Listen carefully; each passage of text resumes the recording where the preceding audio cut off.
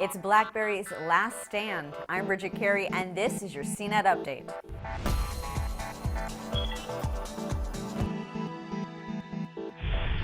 It's the start of a new chapter for BlackBerry as the company rebranded itself and unveiled two sleek-looking smartphones that run the innovative BlackBerry 10 operating system.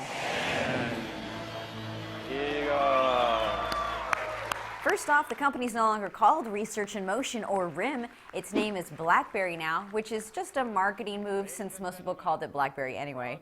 As for the new phones, here's what you need to know. There's an all-touchscreen phone called the Z10. It kind of looks like an iPhone, but there are no navigation buttons. You navigate entirely with a swipe of a thumb. Spec-wise, it could stand alongside the latest handsets with an 8-megapixel back camera, HDMI port, memory card slot, and NFC technology. There's also a version with a physical keyboard because you can't ignore the Crackberry addicts that want that tactile feeling. It's called the Q10. But let's get to the software and what makes it different from Apple and Android. Gestures are key to navigating around BlackBerry. One swipe of a thumb can switch between tasks like viewing email and the calendar. BlackBerry is pushing the idea that it's very easy to multitask. There's no need to jump in and out of an app menu to get things done. A text chat can instantly change to a video call, and that video caller can share their screen. In Contacts, users can see real-time updates of a person's latest social activity and the most recent conversations.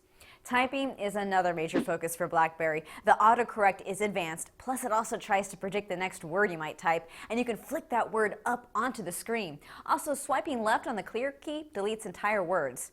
BlackBerry wants to balance your personal and business life by putting work-approved apps in their own secure profile, which can coexist with your personal apps and games.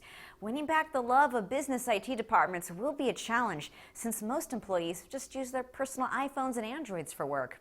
Apps are another challenge. There are 70,000 apps, including a few big-name ones like Skype and Angry Birds, but it still doesn't have every popular app. For example, there's no Pandora. The Z10 will be sold by Verizon, AT&T, and T-Mobile, but only Verizon has announced a price, $200 with a 2-year contract, and it's the only carrier that will get it in white. It won't be in the U.S. until March, but it's on sale this week in the UK and next week in Canada. The Q10 with the keyboard is coming out even later in April in the U.S. and will be sold by Verizon, AT&T, and Sprint. If there was any group that was holding out for a new BlackBerry, it's people who like physical keyboards, and they now have to wait the longest. So, do you think BlackBerry can stay alive? Email me at update@cnet.com or post a comment on the blog, cnet.com/update. From our studios in New York, I'm Bridget Carey.